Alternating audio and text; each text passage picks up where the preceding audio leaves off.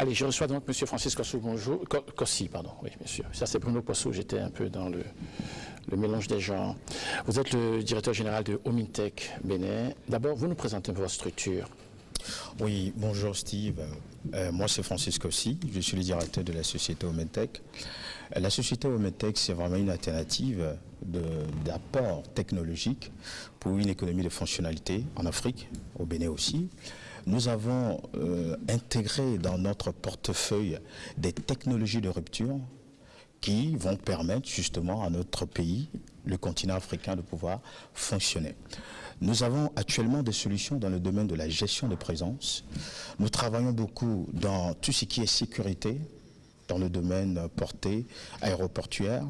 Nous travaillons aussi dans tout ce qui est système anti-incendie. Nous avons aussi développé des applications qui permettent tout simplement de surveiller des sites à distance, à travers des portables, à travers aussi des ordinateurs. Et éventuellement, nous faisons aussi de la formation classique pour pouvoir porter la jeunesse à un niveau de connaissance élevé dans le domaine technologique. Voilà un peu le portefeuille global de ce que nous savons faire actuellement. Alors, vous allez peut-être nous entretenir un peu sur la particularité de ce que j'appelle vos sourcings technologiques. Ouais. Merci. Il faut dire aujourd'hui qu'il n'y a pas de développement éthique ou bien technologique sans l'éducation et le transfert de technologie. Mais la particularité chez nous, c'est que nous ne faisons pas un transfert aveugle. On s'est rendu compte que la plupart des apports technologiques que nous amorçons dans notre développement, très souvent, ne sont pas utiles pour la population ou bien les communautés à la base. Mais il faut regarder un peu, le sort est alarmant aujourd'hui. 50 ans d'indépendance, et aujourd'hui, nous n'avons pas de start-up développeuses de solutions. Pendant que la Banque mondiale, les fonds de développement nous tombent par ici, par là, nous sommes endettés, nous avons un cordon au cou. Aujourd'hui, l'aide de développement pour l'Afrique est passée à plus de 40 trilliards de dollars, plus de 4 fois plus que le fonds qui a soulevé l'Europe au lendemain de la Deuxième Guerre mondiale. Mais aujourd'hui, regardez l'Afrique. Tout ce que nous faisons, c'est l'apport de l'extérieur. Ce qui fait que nous allons nous présenter aux bailleurs du monde entier, la Banque mondiale, le FMI, et les agences de développement, des institutions monétaires qui nous viennent à nos aides pour des projets de développement. Mais regardez ce qui se passe. Une fois que les projets sont validés, nous ne trouvons pas sur le terrain des sociétés, des partenaires locaux qui peuvent porter des technologies innovantes pour une économie de fonctionnalité pour l'Afrique. Et qu'est-ce que nous faisons? Nous allons chercher des corporatocrates qui sont des prédateurs, qui viennent encore ramasser ces fonds, et bien on les retourne aux métropoles. Mais cette dette énorme qui ne fait que plonger l'Afrique, nous continuons de les payer avec un taux d'intérêt très très élevé et finalement, on arrive dans un cercle absurde, finalement on n'arrive plus à s'en sortir. C'est pour cela, quand vous regardez bien dans le plan d'action du gouvernement, il y a 70 projets qui concernent la réforme. Et beaucoup de gens ne comprennent pas. Pourquoi il faut apporter ces réformes? Parce que les réformes, en général, c'est un mécanisme d'assainir les ressources naturelles. Je dirais une machine qui va permettre à réduire le coefficient de pollution monétaire, je parle de la corruption, pour que l'argent soit utilisé en bon et due forme pour les véritables projets de développement. C'est pour cela que je salue le gouvernement pour les 70 réformes. Et c'est très important pour les réformes, passer à des réformes, qu'est-ce qu'il faut faire? Il faut introduire des systèmes intelligents qui vont contrôler, qui vont assainir nos administrations, qui vont contrôler les ressources, qui est la plupart fiscales de notre pays. Il faut les assainir pour que la dividende qui reste dans les poches soit plutôt rejetée dans la caisse de l'État, afin que l'État puisse faire face à la dette grandissante et aussi avoir de quoi injecter dans les projets de développement. Et c'est ces projets qui vont absorber la jeunesse. Donc si ces réformes sont là, c'est que nous devons accompagner l'État. Beaucoup de gens pensent que parce que on a commencé l'année 2017, le plan quinquennat au niveau, il faut commencer, les sous vont sortir, et le travail, tout ceci. Non, d'abord nous passons à des formes de réforme d'abord. Et l'État a besoin de qui? Vraiment des start-up développeuses de solutions. Pour assainir notre ressource, il faut des technologies innovantes. Il faut des outils informatisés. Et ces outils, qui va les développer? Si vous attendez que les corporatocrates viennent encore nous imposer des ressources, nous sommes perdus. Parce que nous ne pouvons pas les assainir à un moment donné. On ne peut plus les contrôler. C'est pour cela qu'au même moment que les réformes partent, je lance un appel à la population, à des têtes, de créer des structures, de baser des structures sur la compétence, comme le dit le gouvernement cette fois-ci, pour que nous puissions collaborer ensemble pour que ces réformes soient véritablement un outil permettant un développement certain. Maintenant, le côté des... Parce qu'à part les 70 réformes, il y a presque 300 projets de développement. Mais il faut trouver les fonds. Pour les quinquennats, il faut trouver les 9 milliards de dollars, de 9 milliards de francs CFA, 900 milliards. Ou bien c'est 9 000 milliards. Excusez-moi, 9 000 milliards. Il faut aller les trouver. Est-ce qu'actuellement, les ressources de l'État nous permettent? Non, on va faire appel encore aux bailleurs. On va demander encore des prêts. Et à quel taux? Maintenant, derrière ces bailleurs, il y a encore des prédateurs qui vont venir tout simplement nous imposer peut-être le modèle de fonctionnement. Pour ces projets, les constructions de routes, on veut que ce soit des sociétés externes, ainsi de suite, ainsi de ça. Mais quelle est la conséquence finale? C'est que finalement, écoutez, on n'arrive plus à absorber cette jeunesse qui a tant besoin du boulot. Il faut nécessairement qu'on puisse s'appuyer sur les sociétés locales.